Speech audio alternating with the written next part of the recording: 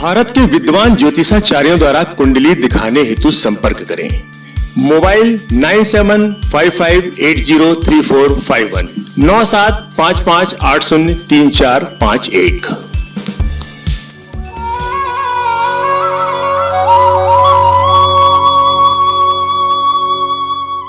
तो जी, जय श्री कृष्णा, जय श्री राधे। देखिए, हमने अभी तक जो पिछली कथा प्रसंग में कथा का वर्णन किया था, उसमें हमने आपको ये बताया था कि किस प्रकार भावुक और आतुर होकर के परीक्षित हाथ जोड़ के सुखदेव जी के सामने सामाजिक कल्याण के लिए प्रश्न करते हैं। सुखदेव जी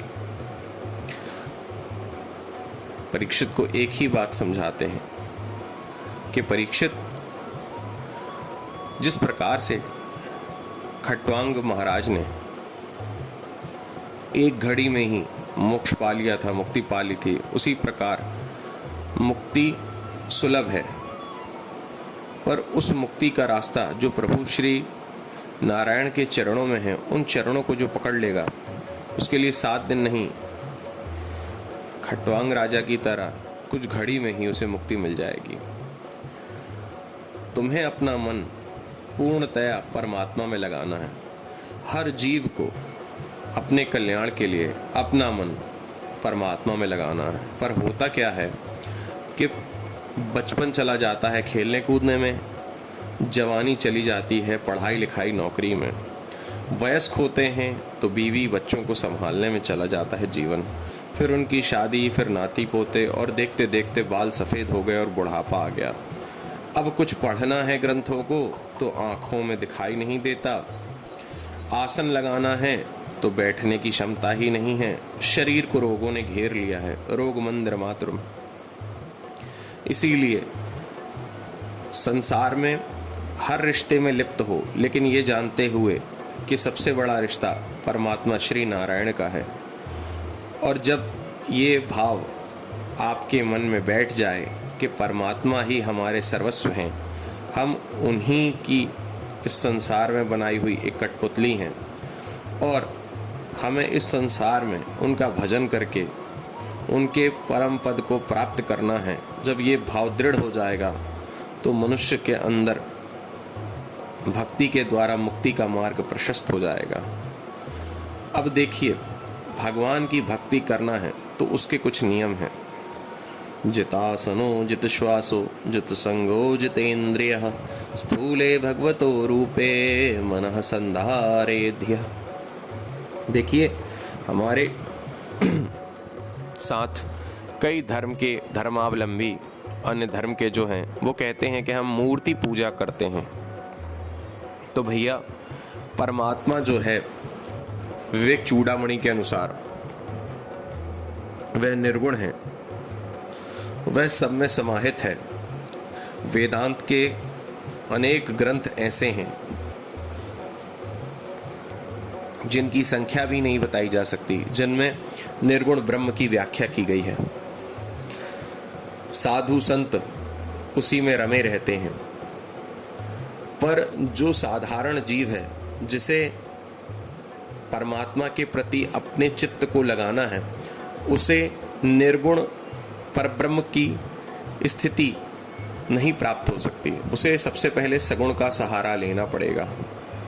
जब सगुण मूर्ति, जो हमारे मंदिरों में मूर्तियां होती हैं, वो सगुण साकार मूर्तियां होती हैं, भगवान का स्वरूप, जब हम उनमें मन लगाएंगे और उन भगवान की कथाओं को सुनेंगे, तब धीरे धीरे परमात्मा के सगुण रूप में प्रेम होगा। और फिर जब हम उनकी परम शक्ति का अनुभव करने लगेंगे और ये जान जाएंगे कि हम उस विराट स्वरूप के अंदर हैं। ये पृथ्वी जो है ना, ये ऐसे उल्का पिंड, ऐसी अतल वितल सुतल, कई पृथ्वियाँ, कई नक्षत्र, कई ग्रह, कई तारे भगवान के विराट स्वरूप के रोम रोम में हजारों की संख्या में बसे हुए हैं। और उन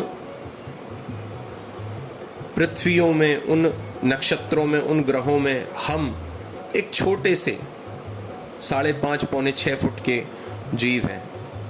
इसीलिए हमें परमात्मा के विराट स्वरूप का ध्यान लगाना है, उनकी विराट शक्ति को जानना है और उनकी बाल खेली लीलाएं, उनकी नीतियों का अनुसरण करते हुए इस संसार सागर से अपने आंखों पे जो मोह की पट्टी पड़ी हुई है उसको हटाना है। तब क्या होगा? बोले ब्रह्म जीव विच माया जैसे। तब क्या होगा? बोले हम साधारण जीवों को ब्रह्म तत्व का बोध हो जाएगा।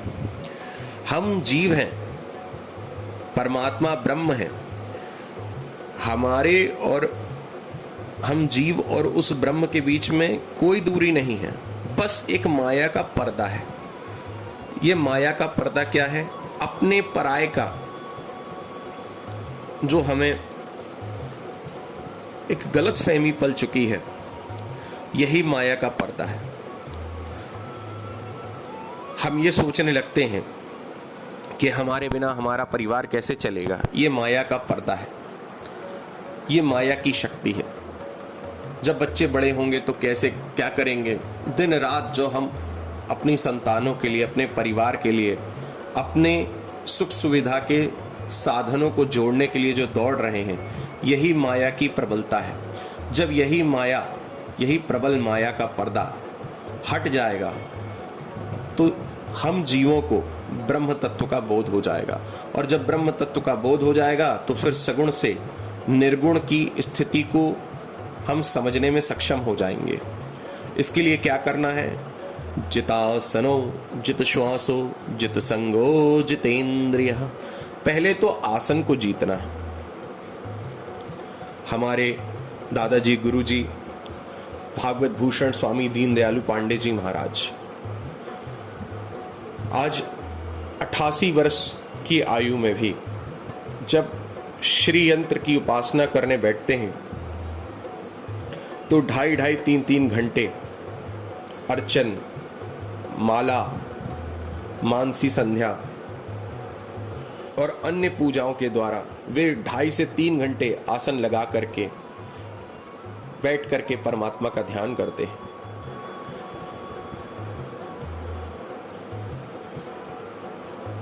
उनकी आज भी इस आयु में वे शीर्षासन करते हैं। जब लोग उनकी आयु देखते हैं, उनकी उम्र सुनते हैं तो आश्चर्य में पड़ जाते हैं कि इस आयु में भी कोई शीर्षासन कर सकता है। ये कब होगा? इस शीर्षासन करने की क्षमता, ये 3-3 घंटे 4-4 घंटे आसन लगा करके संध्या पूजन अर्चना करने की शक्ति कैसे आती है? बोले जितासनो। इंद्रियों का जब कंट्रोल हमारे हाथ में आ जाता है, हम इंद्रियों के द्वारा नहीं नचाए जाते, इंद्रियां हमारे हाथ में होती हैं, तो फिर आसन की सिद्धि प्राप्त हो जाती है। योग के द्वारा अपने श्वास प्रश्वास पे कंट्रोल करना, ये महापुरुषों के लक्षण है। जब हम आसन को जीतेंगे, जब हम योग के द्वारा अपनी श्वास को जीतेंगे, तब फिर क्या होगा? फिर उसके बाद हमें अपने अंदर ही आनंद आने लगेगा। आज हम देखते हैं जो यंग यूथ है वो मॉल जाती है, पिक्चर हॉल जाते हैं, बाहर घूमने जाते हैं वीकेंड्स पे और बहुत सारी चीज़ें, गैदरिंग होती है, किटी पार्टीज होती हैं। ये क्या होता है? बोले जब व्यक्ति अंदर से अस्थिर होता है, अंदर से दुखी होता है, तब वो ये सब बाहरी आडंबरों को महत्व देता है। पर जो जीव भगवान की भक्ति करते हुए आसन जीतता है और योग के द्वारा श्वास पर कंट्रोल करता है, वो अपने आप में ही असंग होते हुए भी परमानंद में लीन रहता है। आप देखिएगा, आप लोगों ने सुना होगा, बड़े बड़े संत कंदराओं में, गुफाओं में, बद्रीनाथ, केदारनाथ में अकेले रहते हैं बर्फ में। क्यों? जित संगो, उन्होंने परमात्मा को अपने हृदय में ही स्थित कर लिया है। अब उन्हें बाहरी किसी भी सुख सुविधा श्रृंगार किसी भी वस्तु की कमी नहीं खलती, क्योंकि जो परात्पर अखिलेश्वर है वो उनके हृदय के द्वारा उनके मन में बस चुका है। महापुरुषों में जो महापुरुष, जो संत, जो भक्त परमात्मा से प्यार करते हैं, वो जब अपने आसन को जीतते हैं और योग के द्वारा अपनी श्वास पर कंट्रोल प्राप्त करते हैं, तो फिर उन्हें किसी बाहरी संग की ज़रूरत नहीं पड़ती, उन्हें किसी के साथ हैंग आउट बाहर जाने की ज़रूरत नहीं पड़ती। वो अपने स्वाध्याय में अपने हाथों में ग्रंथ लेकर के जो शास्त्रों का अध्ययन करते रहते हैं, भगवान श्री राम, भगवान श्री कृष्ण की लीलाएं पढ़ते रहते हैं, 24 अवतारों की लीलाएं पढ़ते रहते हैं, उनका गूढ़ चिंतन करते करते करते वे असंग हो जाते हैं। फिर वो उसी परमात्मा के अवतारों की कथाओं में, लीलाओं में ही, उस तत्व में ही आनंद लेने लगते हैं। तो जब ये स्थिति आ जाती है, जितासनो जित श्वासो जित संगो जितेंद्रिय, फिर उसके बाद हमें कुछ प्राप्त करने की इच्छा नहीं रहती। हमारी इंद्रियां हमारे वश में रहती हैं। इस संसार में हमारे लिए कुछ भी अप्राप्य नहीं रहता। जब हम इस संसार को बनाने वाले को प्राप्त कर लेते हैं, तो संसार बनाने वाले परमात्मा की इस सांसारिक वस्तुएं जो हैं, इनमें हमारा मन नहीं रमता, क्योंकि हमें सर्वोत्कृष्ट परमात्मा की अंतःकरण में प्राप्ति हो चुकी होती है। तो भैया, सीधी सीधी बात है कि अगर आप तीसरे या चौथे माले में रहते हैं तो आपको सीढ़ी या लिफ्ट का सहारा लेना पड़ेगा। आप ग्राउंड फ्लोर से एकदम सेकंड फ्लोर, थर्ड फ्लोर पे नहीं जा सकते। सीढ़ियों के माध्यम से एक एक सीढ़ी चढ़ करके एक एक फ्लोर पे लिफ्ट जब जाएगी, तब फिर आप अपने फ्लोर पे पहुंचोगे। अब परमात्मा जो है वो टॉप फ्लोर है और हम जो साधारण जीव हैं वो बिल्कुल ग्राउंड फ्लोर पे खड़े हुए हैं। अब जब हम साधारण जीवों को, हम साधारण पुरुषों को किसी बड़े महापुरुष की शरण प्राप्त होगी और उनकी दिनचर्या, उनकी जीवनचर्या को देख करके हमारा मन बदलेगा और हम भी उनके ही पग चिन्हों पर चलने का प्रयास करेंगे, तो हम भी उन महापुरुषों का अनुसरण करते हुए एक दिन परम पुरुष को प्राप्त कर जाएंगे। धीरे से भगवान की सगुण साकार मूर्ति में भगवान श्री राम और कृष्ण का दर्शन करते करते करते, उनकी कथाएं सुनते सुनते हमें हर जीव में ब्रह्म नजर आने लगेगा। तो इसीलिए ऐसा भाव सुखदेव जी कहते हैं कि परीक्षित, सब में ईश्वर को अगर देखना है और मुक्ति प्राप्त करनी है, इसके लिए अपने मन को परमात्मा में लगाना पड़ेगा। इसके लिए आसन की सिद्धि करनी पड़ेगी, इसके लिए असंग होना पड़ेगा, इसके लिए अपनी इंद्रियों को जीतना पड़ेगा और सबकी ममता ताग बटोरी, सबकी ममता को हटा करके कोई हमारा नहीं है, ये सब माया प्रपंच है, ऐसा मान करके एक प्रभु के आश्रित होना पड़ेगा। राजा परीक्षित को इस प्रकार से नियम समझा करके और राजा परीक्षित के आत्मबल को बढ़ाते हुए श्री सुखदेव जी अब आगे का प्रसंग परीक्षित को सुनाते हैं। तो मैंने आपको अभी तक ये सुनाया, इसके आगे कल।